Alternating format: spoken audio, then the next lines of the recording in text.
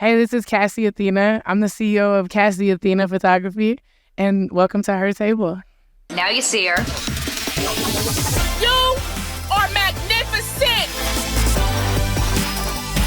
Welcome to Her Table, the podcast that shines a spotlight on the badass women who are redefining the game. Join hosts Kate Foley and Megan Martinez as they unlock the secrets of success from the brightest female pioneers in the industry. Whether you're a young woman aspiring to break into the sports industry or a seasoned professional looking for fresh inspiration, come on and grab a seat at Her Table, where women's voices are amplified, dreams are realized, and the game is changed. You must always have faith in yourself. Seek out strong women to befriend, to learn from, to be inspired by. Women need a seat at the table, and in some cases, they need to create their own table. All right, what's up, girl? We are back. Here we are at Her Table again for another amazing episode. Yes, we are here in Las Vegas, NBA Summer League. Let's go. Prime. So hot, but so great. Her Table. We're taking over the world. We're going from Cali to Vegas. You never know where we're going to show up next to. Yep. Can't wait to get into this week. It's going to be amazing. Yeah. We got an amazing person. We have Cassy Athena coming on today, one of my dear friends. Known her for years. She is one of the hottest photographers in the NBA right now. Oh my gosh, I've been seeing her stuff for years. I mean, she really is amazing. She's great at her job, really made a name for herself.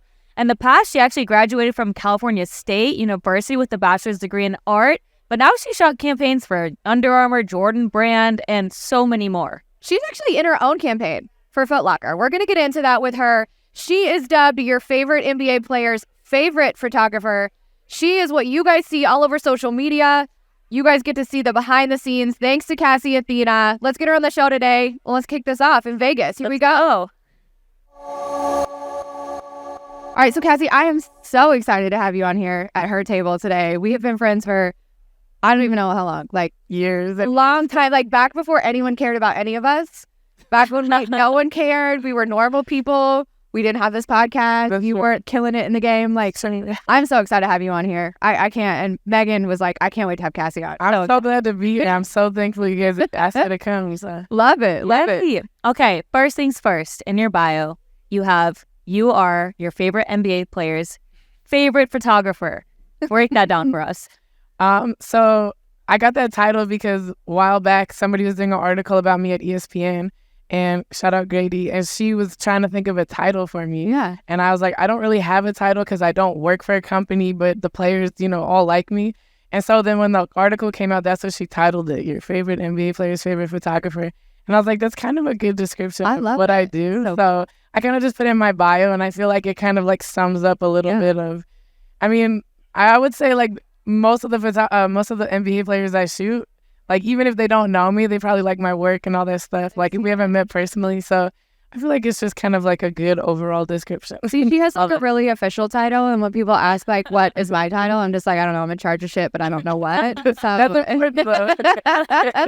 the complaint department. When something goes wrong, they get sent to me. You got to deal with all the difficult. Oh, no. No, okay. So you shoot anything, like, literally, like, I've seen you everywhere possible. She shoots. Yeah. You get into some really tough spaces. Like, as a woman, how did you get that kind of level of respect and, like, not clout, because clout's not the right word, but like that level of respect and appreciation? Because I've seen you in locker rooms, tunnels, in front of, somewhere, everywhere. You could get everywhere. How did you manage that? Because that's coming from a lot of players, right? That's not coming from, like, brands. That's player driven. Right, exactly. I feel like a lot of it took years and years and years. When I started, the first year I like started taking it really serious outside of like shooting my teammates and like that kind of stuff was in 2011 when there was a lockout. And that's when somebody had mentioned, oh, there's this league, the Drew League down in LA. And I had gone down there and nobody was taking photos. There was just a couple guys shooting video. And so I was like, oh, this is kind of cool. And so I would take pictures, not just of the NBA guys, of all the local guys, whoever. I was just excited to be in the mix and do all this stuff. And then slowly, like, it took a few years, but it's like the more that they saw me around, the more that they saw like my intentions were good. And I really just wanted to take pictures. Yeah.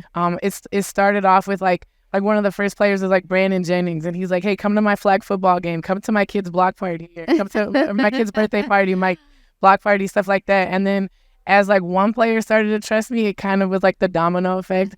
And then a bunch of other players were like, oh yeah, come shoot me and stuff like that. And then over the years, I think I was the only person really shooting lifestyle photography for NBA players. I feel like in the music world, there was already a lot of stuff like that. And I was kind of working with the game, the rapper. And, I was observing how the music industry, every artist would have their own camera person. But in the basketball world, that wasn't a thing. They would just play their games and then disappear in the off season. So I kind of found like my niche in that way where I was like, okay, now I can start taking pictures of these guys in their personal lives and sharing it. And that's when social media kind of started with Instagram and all of that.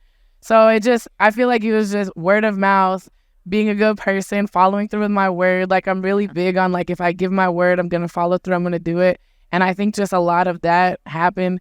And of course it was like really tough at the beginning, especially being a woman. And even now people, have gotten to a point where they're like, well, like, does she really want to take pictures of the athletes? Like, you feel like that? At the beginning was like that. Now it's not like the players. It might be more outside people kind of saying it. But at the beginning, it was just kind of confusing of why I wanted to just take free pictures of all these players just for fun. And then now slowly it's turned into my career, which makes it even more fun that I get paid to do this.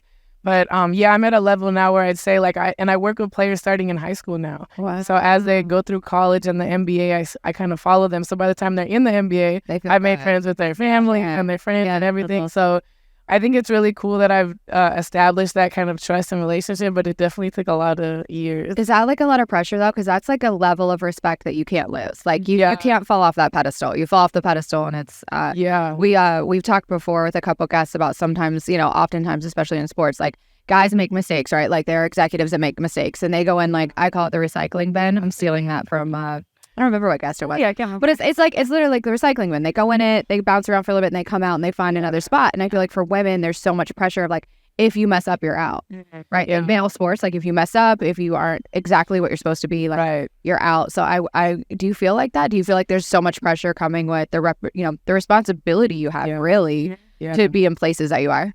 I do, and I feel like it's even more because I don't work for a company. So it's not like I'm like, oh, I was here, now I'll just go start over at this other company. It's like all on me. But I feel like that also plays to my advantage because when players see that I have a lot to lose, they trust me more because they're like, okay, because they have a lot to lose as well. For sure. And so it's like an even exchange of like, I trust you, and if you mess up, like you're done, So I feel like I kind of use it to my advantage to have them trust me more. Yeah. So, but there is a lot of pressure, but I feel like just, not to sound corny, but like deep down, like who I'm as a person, like I feel like I wouldn't be able to do like weird things if I wanted. Even like, paparazzi was a feel bad about it. Yeah, like I feel guilty. I know. Like, at the beginning, it was always like paparazzi were trying to buy my photos, and I was like, I don't want to because it's like these players are letting me into this like private space, and then if I sell them out, my whole career is done. So I feel like I don't even want to, honestly, and I don't think anything good comes from it. Even if I were to make like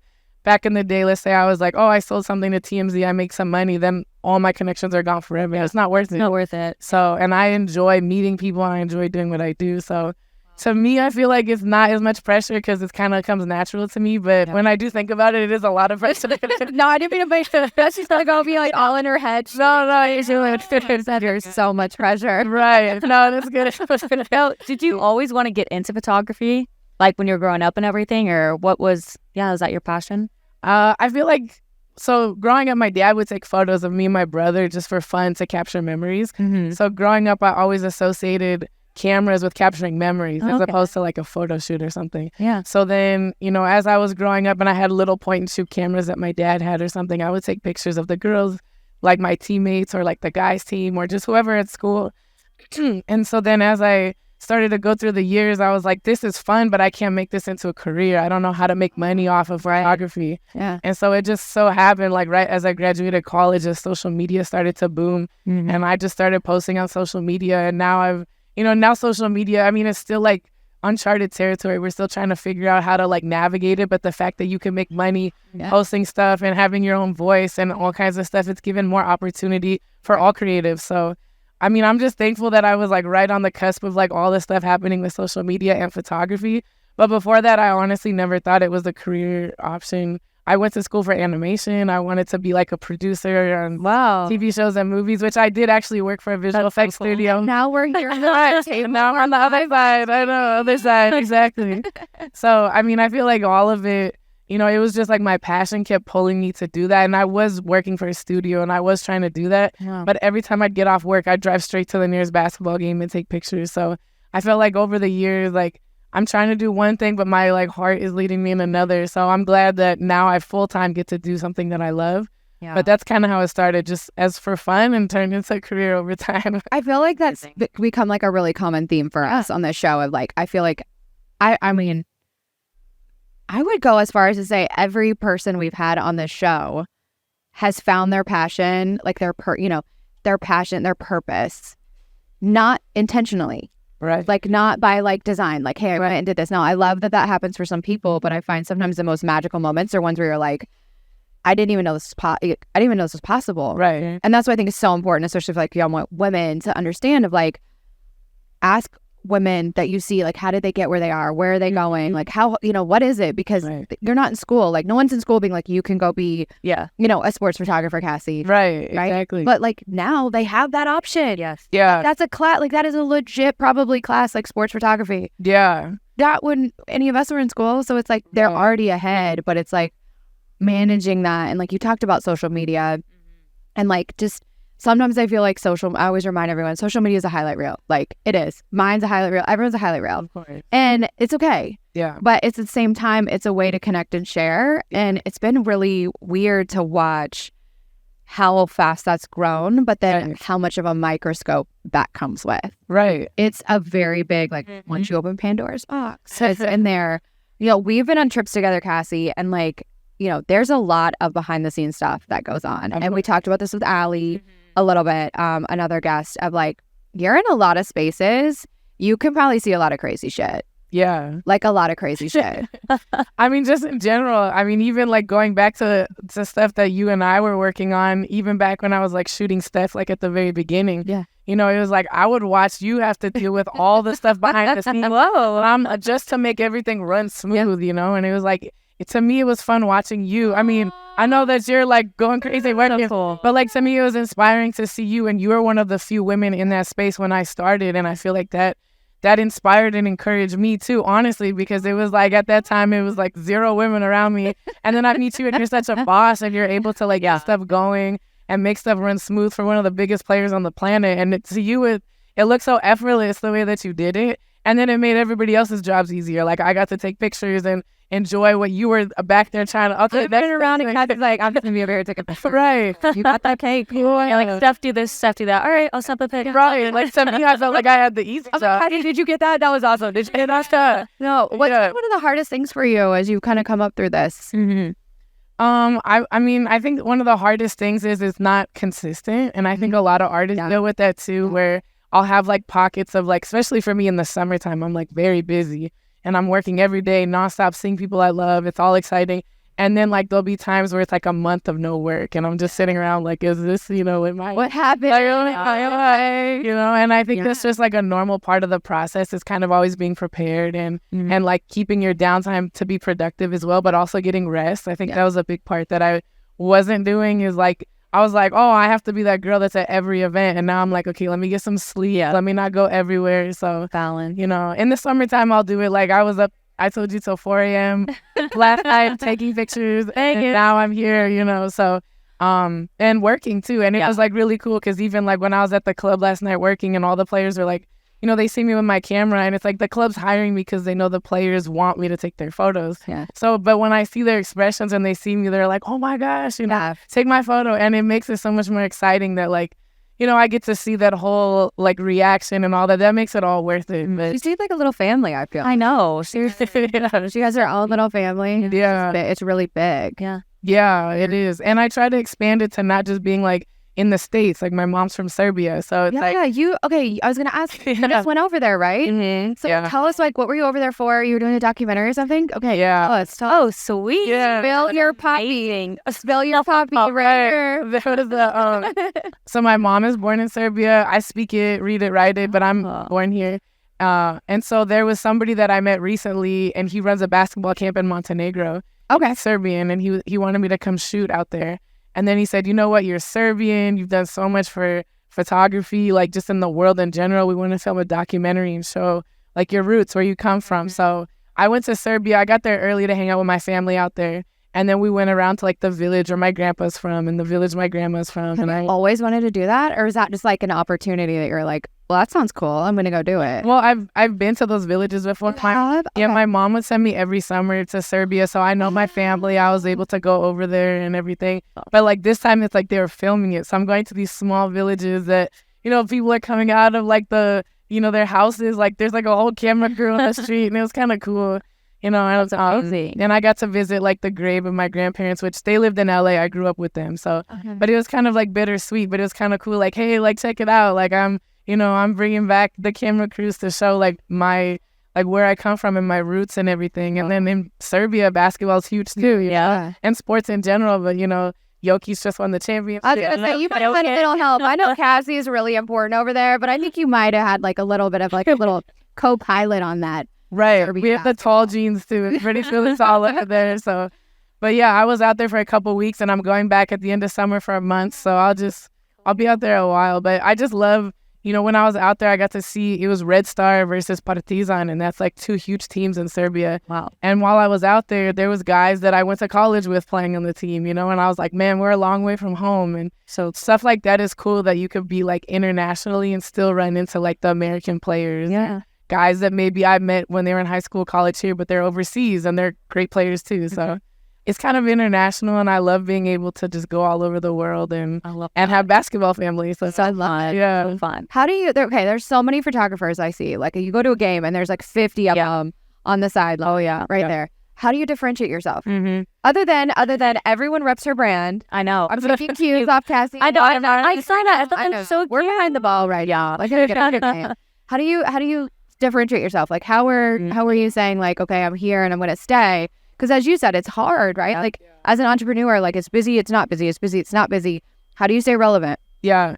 I think one of the biggest things that separates me is just me as a person. Like I really try to make my personality and my relationships shine more. And I even tell people when they're trying to, how do I get into this field? How do I get into here? Like you need to have talent, but a huge part of it is also like relationships and building relationships and being a good person and all that stuff. So I feel like to me, that's kind of what stands out the most. Like I take great photos, but I think people like me as a person, which kind of helps me stand out. But then also like I live in gyms, like I'm constantly there. I think a lot of people think players just randomly call me and give me these opportunities. But a lot of times I show up at the gym and they're there like, oh, cool, you're here, take my photo, you know? So a lot of times I'm able to find out what gyms they're heading to, like trainers, whatever I'm like working with.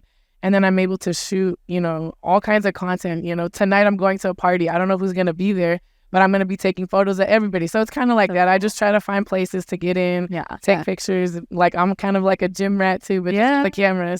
So how did you get your first break? Was there like one moment that like came through and all of a sudden you're like this big time photographer? Or is it just kind of a buildup? I think the biggest thing was the NBA lockout in 2011, because before that, it was kind of like for fun taking photos. But like I would say that whole kind of like 3-4 month period, and it's not even like I blew up, but it was like my first opportunity to like take pictures of these like amazing NBA athletes and have all access and get to know them. And then, you know, a couple years went on and then I started working with Steph. And like through Steph, I was able to like really shoot a lot of really cool things. And that was his first All-Star weekend. And so then he started blowing up. Yeah. So it's like, I feel like it was kind of like working with him was really cool. And then a few years later, I started working with high school players. And like my first high school game I shot it was like Under Armour Elite 24. And it was like Devin Booker, D'Angelo Russell, Kelly Oubre, like Stanley Johnson, all these guys. And they were just like, you know, 17, 18 years old. And now they're like superstars. Yeah. So I think like a lot of that too, over the years has built up to where I'm at now. So I don't know if there's like one specific moment, but there's definitely been people along the journey and even behind the scenes, like people that have helped me, not just like the athletes, but just people, you know, whoever behind the scenes. There's been people at Summer League that have made sure I've been good here. There's people like you who are making sure I get the shot, you know. So I think a lot of that stuff has also helped me to get in front of the athletes. But if I had to pick one, I'd say 2011, because that was like the first year that kind of launched it all. Okay, so this chick is in a Foot Locker campaign. Let's just keep it real. That's Foot Locker campaign. Yeah. And how did that come about? Like, so you usually are the one behind the camera. Right? And that's a safe space. Yes. That's a safe space. When you're in front of the camera, what happens? Who's that, Cassy? It was wild. So I had done photo shoots for them years ago, and then they wanted to do a campaign about women in sports, or just women that work hard in general. And so they asked me to model. I'm like, wait, you want me in front of the camera? Like I've done like Instagram modeling like for myself, but I've never done like an actual campaign. And I thought it was just gonna be for social media. And so they're like, we're gonna film like a little TikTok and we're gonna do this and that. And I was like, okay, cool. And then next thing you know, like I'm on a billboard in Times Square and it's going all over the world. Yeah, I had no idea. I'm like, wait, hold the Iconic. So humble too, like, casually. I'm just like on a billboard. Right, I swear. It's like, what? She's like, that girl looks really familiar. Who is that? I'm like, oh, that's actually myself on a billboard. No, it was cool because they said there was a chance it could be. And then so what I did is I went to the store in Hollywood because I live out there. And I went to the store and I saw myself on a digital billboard, and I said, maybe I'm in Times Square on a billboard. So I texted one of my friends in New York. She went over there and she's like, you're there. That night I booked the plane ticket and I went to New York the next day so I could take you into stuff. Oh, yeah, as you should. But the cool thing about that was I was like kind of nervous because I didn't know how it'd be in front of the camera. Yeah. But I felt like, and even the Foot Locker people were like, you need to start modeling. You did great. Because I think I understand from like a photographer perspective what that photo is going to look like. So as the photographer was shooting me, I kind of knew my angles because I know how it's going to come out. Okay. Yeah. So I don't know. I feel like I turned into a model, Cassie. I was like, I had all the lists. Yeah. Cassie, I'm like, which Cassie are you getting in front of the camera? Yeah. And I was like, cool. Like if that can fund, if I can make money doing that and keep doing stuff I love, then I'm more than happy to do it. Okay, side note, can you give us our little pointers before we leave here? Not right now. I got you. We'll get our which angle, which... Oh, yeah. Can I get Megan know exactly? I'm sure you guys have got that all down. I was asking Kay, I'm like, where should I put my hand earlier? Like, I don't even know. I'm good at Photoshop, so that's probably why. Okay, if you were not filming, like taking photography for sports, what would you be doing? I would probably be working in like visual effects animation since I went to school for that. Okay, but animation, what's that for us non-technical people? Well, I started like the 2D animation, like learning all the basics and the 3D animation. You like draw? Like Toy Story stuff. Yeah. Like I love cartoons. Like I love storytelling. I love that cartoons are like inanimate objects and then you're like emotionally connected to them at the end of it. Yeah. So I kind of like storytelling. So if I wasn't doing this, I might be doing like putting movies together, directing. I just like the whole process of storytelling. Yeah. And photos is just like a compressed version of storytelling. It is. But I do like the whole, I like learning about people. I like to be a sponge, soak up information. So I feel like if I could put that in a format that I could share with other people, whether that's drawing or video, whatever. Yeah. Oh, okay. So I read on your bio, this is like so impressive and amazing. I just would love to hear this experience for you. So you... during college, you ended up finding out that you had a brain tumor. Yeah. What was that like? Describe that experience, and like, how did that change your career path and really your outlook on life? Yeah. Short story. Long story short, I was an art student. I was playing basketball, everything, and I was in class one day, and I was turning my head, and I felt like I was blacking out. And I never get headaches. I never feel like that. But it was also midterms. I wasn't sleeping a lot. Mm-hmm. And so my classmates encouraged me to go see like the school doctor. So I went down to the, doctor, and the nurse was like, oh, you're just not getting enough sleep. We'll see what the doctor says. And then the doctor comes in. He's like, yeah, it could be like you're tired or you have a brain tumor. And I was like that escalated really fast. It's like, it was so crazy. No, I was like... Straight face too. Like option A or Z. All the shit in the middle. I was like, that escalated really fast. That's so scary. Then he was like, you might want to go to the hospital and just get it checked out. And then I'm like calling my dad. He's like, you're fine. I'm like, no, like I can't sleep now. Well, now that I got like doomsday, I gotta like sort that out. No, seriously. Like it's not like, well, you might. Like, okay, then we don't go home on a break. Yeah, exactly. You gotta get that worked out. Yeah. Right. Yeah. So we went to the emergency room, and even the people at the hospital were like, a college student with a headache. And I was like, I don't know. They said brain tumor. Like, it just sounded so, like, outrageous. Yes. And so then they did, like, the CT scan. And they're like, we found something, but we're not sure 100% what it is. And so then I had to do tests. They knew right away it was benign. So I didn't have cancer, which I feel like if you have cancer and a brain tumor, that could almost be a death sentence. So, but this was in the balance part of my brain. And they're like, we don't know how you could walk. We don't know how you could do anything. Yeah. And I was like, I feel fine. And they're like, after we do the operation, because we're going to be poking around there, you're not going to be able to walk very well and do all that stuff because you're going to have to recover. Oh my God. And on top of that, all of this, like the headache had nothing to do with the tumor.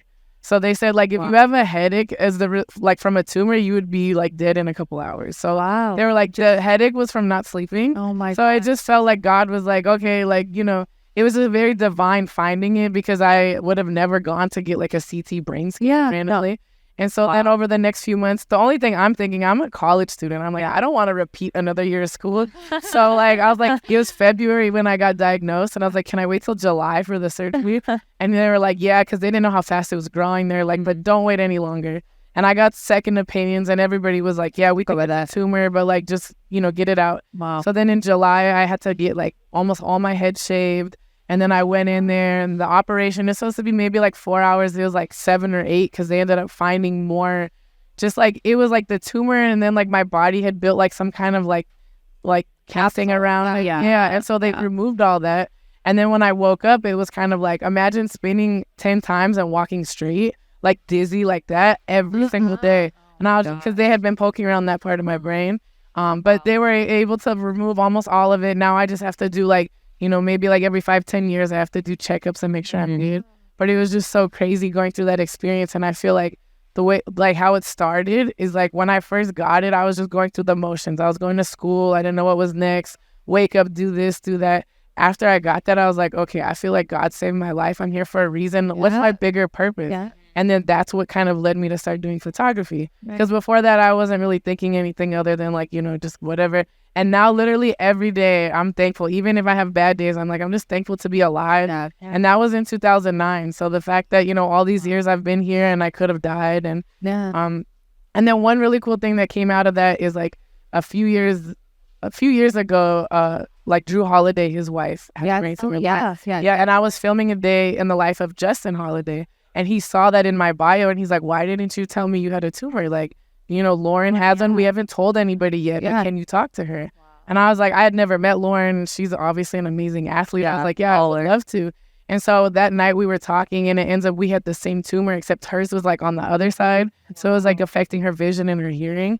And she was just like, you know, I was just talking to her. I'm like, no, like, you're going to get through it. And she was pregnant too. So she had to wait to give birth to do it. Oh my God. And it was just like, they told me afterwards, like Drew and Justin were like, you were able to make her feel at ease about this. And I was like, to me, like, that was so cool. Like the fact that I went through this tumor and I was just like a regular college kid, and now I'm helping like this woman who's like an amazing athlete and everything, help her feel better. And we're just strangers. And, you know, and then she ended up having her baby, getting her, she seems to be doing good now.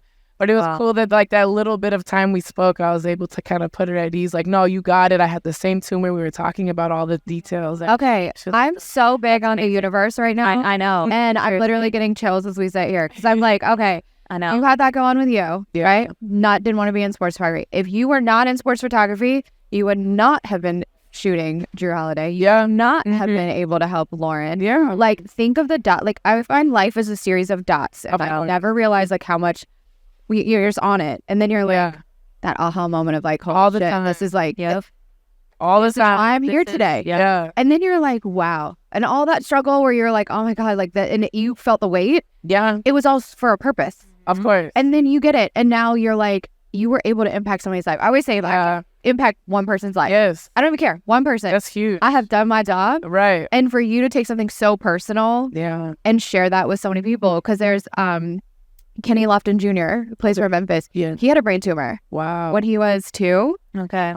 So if you see him, you guys should talk about it. He had it exactly. And I didn't even know until All-Star this year. He was doing an interview and they asked, and I was like, okay. But I guess he was right-handed before he had his brain tumor removed. And when he came out, he was left-handed. Wow, that's interesting. So cool. But it's like, again, like all of these things that are so connected. Just like, how does this work?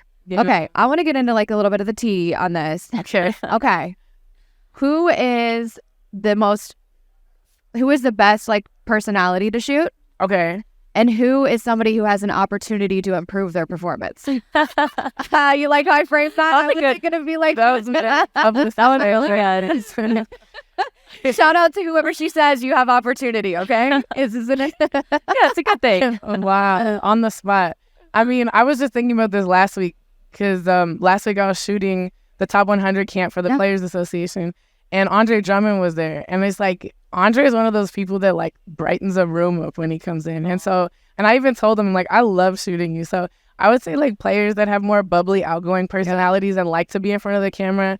So like I used to shoot Kelly Oubre a lot, like Andre Drummond, Josh Richardson is one of my best friends. Like players that are just more like they love to be on camera. I like to shoot them more. I'm like more drawn to it. Right. And then players that would improve it, I would say like I don't know. I said that. I feel like I gotta say somebody I'm friends with, so it's not as like personal.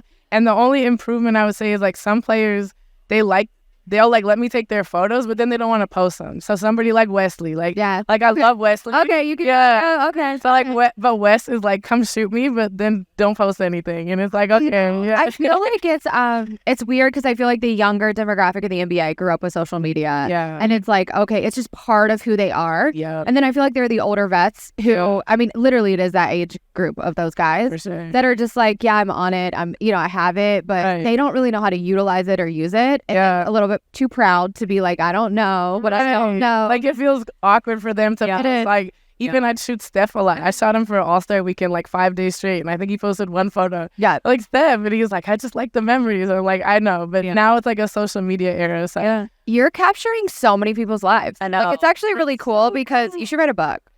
Shout out to who do we want to get on this? We're gonna get a book, a documentary. Oh, but I'm sure to y'all. Yeah, let's do it all. Yeah, listen, dream big, baby, dream big. We're at her table. Anything is possible. So true. We are. What's been one of the things that's been the biggest challenge for you? And think personally and professionally here, right? Like this is a commitment. Megan and I talk about all the time of just like the lifestyle we live and the careers we have are committed. Yeah, right. What are some of those for you?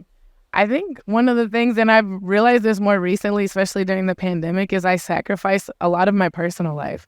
So I don't, I haven't tried to like go date and try to like, have a family and do all that stuff. Shout out to Cassy Athena is on the market. Single and looking. Stage and age, baby. Stage and age. And I feel like a lot of it is and even friendships, like a lot of that I look around and I'm just very blessed that I have like my parents around. I have great cousins and brother and all that stuff. So I still have like a core family unit, but I feel like when I look around sometimes I'm like, man, it's hard for me to keep a lot of friendships and stuff like that because my priority is like investing in players and building relationships with them. So like to me, it's like they are my family, but then at the end of the day, a lot of them are not like a best friend in the same way that like somebody else would be. So so I'm like very careful now to label not just everybody as a friend, but like there's certain people that are like gonna be there if you really need someone to talk to. But like luckily I do have my like core group of people. But yeah, I feel like that's been a big sacrifice is that and sleep. That's the other thing. Sleep. Sleep is okay. I just do that later. But yeah. Wow. But yeah, that's one thing that I feel like that I've been trying to improve on more. So during the pandemic I had a lot of downtime because I wasn't working for like 2-3 years. And so that's when I started gardening and I started being outside more. Like I think like my Serbian roots, because I come from families that knew how to garden and take care of themselves in these villages. So I felt like I've been doing that a lot more and I'm like more at peace and like doing stuff like that has helped me a lot just mentally just stay like one day at a time and not get like too overwhelmed.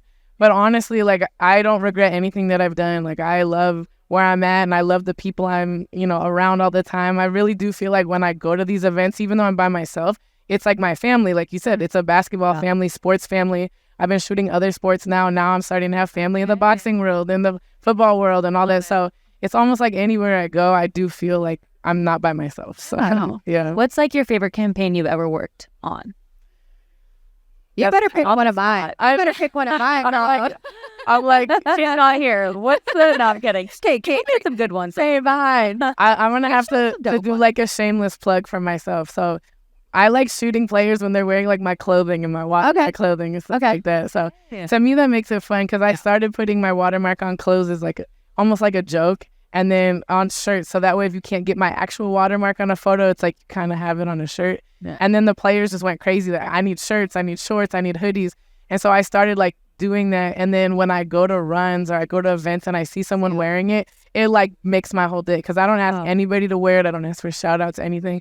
So even like last year, like James Harden debuted his new sneakers and he was wearing my shorts. And it was just like stuff like that. It like means so much to me because I know like to them, it is a big deal that they're putting it on and showing it off. But it's like, to me, it just means the world. So I feel like shooting that stuff, as far as like a company campaign. I don't even know what I did last week. So I'm trying to think, It's like so many, but that is amazing. Right. Like, wow, that's incredible. Just to be able to see that and like the work you put into your clothing line and everything and seeing that come to life. That's and the support. Like I just get excited. Like I'm genuinely excited when people support me organically. I don't ever want it to be forced. So I think that's a big thing, especially like as a woman in a male-dominated sports industry, right? It's like that level of respect has to be there. Yes. Not everyone's gonna like you. Yeah. Not everyone's gonna be your vibe or your cup of tea or who you want to have dinner with. But the level of respect that you carry yourself, you give to others is so important because, you know, it's easy to get caught up. You know, you spend a lot of time behind the camera. You see a lot of the crazy-ish that goes on. It's really easy to get caught up in it. And I think that's one of the things I find with like the younger generation is they want the lifestyle but not the work. Yes. And that's not how this works. Yes. Straight up doesn't work like that. Like you can have the lifestyle and if you're not willing to grind and like put it in, it won't work. Exactly. What advice would you give your younger self? yeah. That's a good question. I mean, I feel like my younger self, I would definitely just say, just like stay true to yourself, be honest, be a good person, don't sell out, and just keep going. The slow burn is honestly the best way to do it, because I feel like that's another thing being around a lot of people is like this instant gratification, like you were saying. Right. And a lot of times I've seen people, even like photographers that come in and they want to do this and that, and they get a bunch of like quick popularity and then they disappear off the planet. And it's like, so sometimes like I've learned now that like if you just take your time and go slow and build like genuine relationships and do the work, put in the work, like you said. And I think, you know, of course, social media contributes to that. But a lot of people, you know, even photographers, they come up to me, I just want to shoot NBA players. Like, okay, but do you know how to shoot just regular photos? Have you tried working with local players? Have you tried to build relationships? And I think that's the part that, like, there are still people that are like that. I was starting to think they're all gone because of social media. But I have come across a lot of even like younger people that they're like hungry. And it's like, if you're hungry enough, you're going to put in the work and you're going to do it. And so there's still people out there. So I feel like it looks like there's a lot of people that are just like doing it, but the ones who are going to like prevail and make it through are the ones that kind of stick with it. So I would just tell myself to just keep sticking with it and don't worry about like all the stuff that I've gone through back then that I thought was like career ending actually turned into making my brand bigger, honestly. Yeah. You know, like there was companies that wouldn't hire me and I started putting politics for whatever reason, like they wanted somebody they know to be the photographer here or whatever. You're in spaces that are not safe, Cassie. You were in spaces where, awesome. Yoda just came by and said hi. He got us from behind. The production's back there telling us, you got 10 minutes. Okay, cool. We got to get her to her job. We don't want to be late. Yeah. Can't be late because of us. Yeah. This is so fun. I feel like I can sit here all day and talk. Cassie's going to be back on Monday. She's going to be like, I'm going to interview you guys on Monday. She's over here. She's like, I'm at the set. I have my headphone on. Where are you? Right. I'm ready. I'm coming back. What for you has been like a moment where you were like, I call it the aha moment. Okay. Where you're like, holy shit, this is real. Like, I have done this. I have made it. Like, I am so proud of myself. Have you had that yet? And maybe I feel like I've had multiple times. Yes. Yeah. Like I feel like in the beginning, I feel like Steph was like a huge one. Like Steph Curry was very like supportive of my career.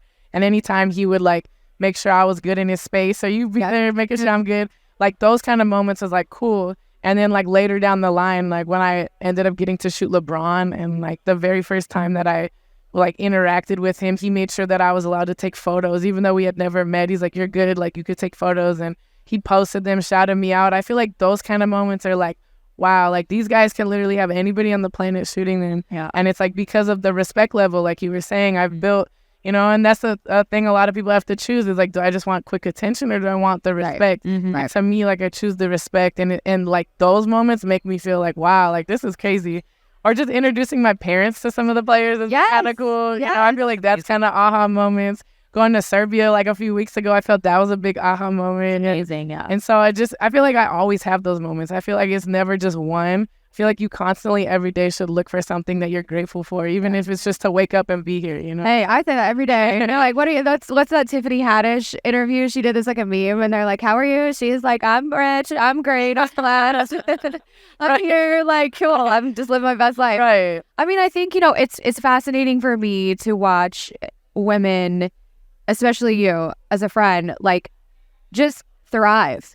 Thank you. And know your lane. And like, I am so good at this and I'm going to kill it. And not feel like, okay, these people don't want me. It's easy to get like down on yourself. It's also easy to get really bored. Like I got my career where I'm like, I could do this with my eyes closed. Right. I have two brain. Literally, I can't do this with my eyes closed. Right. And I'm not challenging myself. How do you motivate yourself? Like you're in gyms all the time. You shoot all the time. Yeah. You're shooting predominantly sports. Right. What's your like guilty pleasure? Like what? Like shooting and everything. That and then like what do you do? Like when I'm done in the gym, I'm done. TV. Yeah, exactly. Rating. Gardening. We got gardening. Yeah. So like guilty pleasure is gardening. Home Depot's gonna come over and be like, I know. I would love. Yeah. Okay. A new spokesperson. I'm down. Yeah. I mean, I feel like. I don't know. I feel like I just love, like I try to, maybe I like work with so many different people. Like every event is like new and exciting. I kind of like to challenge myself, like even going into the boxing world where I know nobody. And now I'm kind of like, I know the promoters, but like the people in the crowd and like introducing myself to people and getting to know them and taking photos.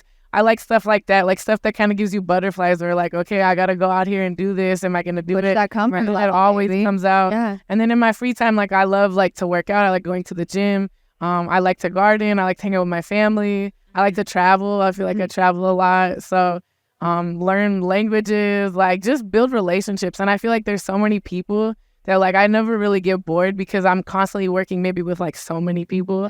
So I feel like it keeps it exciting and fresh and even it's funny, like I was telling somebody, I almost feel like back in the day there's like the Pokemon games where you gotta catch them all. Like sometimes I feel like that when I'm like looking for celebrities, like, oh, I got them and I'll run over and take a picture. Like I get excited about just like finding them and getting it. So I don't know, so far. And I also try to make it not work. So there's a lot of jobs I refuse to take because I don't want this to be just a job. Yeah. So I think that's probably what I do is I only want to shoot things that I want to shoot. So I'm a little stubborn, but I feel like it's worked out. Like it's so authentic to yourself. Like literally, you're like, look, this is what I enjoy, and you're gonna give time to it, and you're gonna make that sacrifice away from your own personal. Yeah. Right. You gotta love it, and you gotta enjoy it. And if you don't, then it's just not your cup of tea, and it's cool. Right. But knowing that, and I think especially for young people, it's hard because you want to do. You feel like you do everything. Yes. Like I'm just gonna throw spaghetti against the wall. Yeah. And hope something sticks. Is being like, okay, I'm gonna refine this craft. Yeah. I'm gonna get really damn good at what I do. Right. And then it's gonna come. Exactly. And it's that long game. And the long game is hard. It is hard. But no, look, we could have her on. I know, come back Monday. I feel like we need to have a girls trip with all of our guests. Oh my god, that would be so fun. I'll take pictures. Season fun of her table. We're gonna be at Dominican. Cool. All of us That would be our awesome. best life. I think that's so fun. Max, do you hear that? I hope Max hears that. Where's Max is in the back. Max, do you hear us? We're going to the Dominican. He's gonna be like, you guys are. No more. Or Vegas or whatever. I'm the Wizard of Oz. The wizard. We call him the Wizard of Oz. Yeah, we call him Wizard.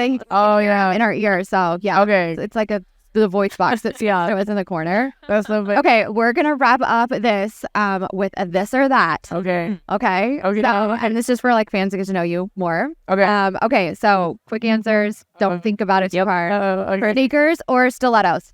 Sneakers. Oh gosh, I need to get more stilettos. There's like 8 team sneakers, and I'm just over here on my own island. So so many sneakers. If you go rock it, do it. I can't wear stilettos. My ankles are not strong enough. NBA or NFL? NBA. All right, pineapple pizza or candy corn? Pineapple pizza. Oh, okay. City or countryside? I'm a city girl. I'm a city girl, but I like the country too. Like city with a garden. She needs a terrace on Fifth Avenue. Yeah. Let's be clear. Right. But definitely city girl version. Love it. Coffee or tea?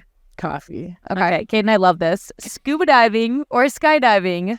Ooh, I love being underwater. I'll say scuba diving. Okay. I'm a skydiver. I'm a neither. Yeah. I'll say right where. Oh, there's yeah. Like shallow scuba diving. I'm not trying to like. Yeah, 1 inch floating with your snorkel. Stand up. Yeah, I dig that. Right, that modification. I can do that. In or eat out? I'd say eat in. Okay. Yeah. Okay. My parents are great cooks, so I'll go over to their house all the time. So it's kind of like eating out, but eating in. Yeah, right. So kind of. Yeah. If I gotta cook, I guess that's boring. So then I'd rather do eat out. Yeah. Love it. Cats or dogs? I have a cat, so I gotta. I grew up with dogs, but like I have a cat now, so I gotta say cats. Okay, and winter or summer? I would say neither. I guess summer, because summer is like more. It's hot. She's but like fall. Yeah, spring. right. I'm like, yeah, what is the vibe? Yeah. Yeah, I would say summer because there's more stuff going on and I see people and Everybody's out and about. yeah, and LA weather's not too crazy in the summer. No. Yeah. No. Oh my gosh. We have loved having you on. Yes, Thank you for having us. It's So so fun. much like, listen, you guys have to check out Cassy Athena. Yes. Follow her. Get on her vibe. She's Thank just you. amazing people, but she literally is just, you're blazing this industry, girl. Yeah. Thank you. I love when people see you. I love when I get to see you. Yeah. Glad we got to have you here today. I'm so excited you told me about this and I love that you're promoting women and I think it's so cool and I feel like I'm fortunate that I'm in a position where I can hopefully inspire and help other women and do stuff and like I just love that. So I think it's great. I feel like there's been not enough women doing this kind of stuff, so I appreciate that you both are doing this. So. It's her table, right? Yeah, it is. Everybody's her. Yeah. Be her. I love That's it. That's great. Oh, well, thanks so much for coming by today. Thank you. Yeah. Love having you. Thank you. Thank you. Thank you so much. Okay, we just had Cassy Athena on. She is your favorite NBA photographer for your favorite NBA players. She Literally, her story just blew my mind. Like, I could have talked to her for hours. she was amazing. Like, even hearing her journey, like where she had a brain tumor and then to come out of that and then become like this phenomenal NBA photographer, like how?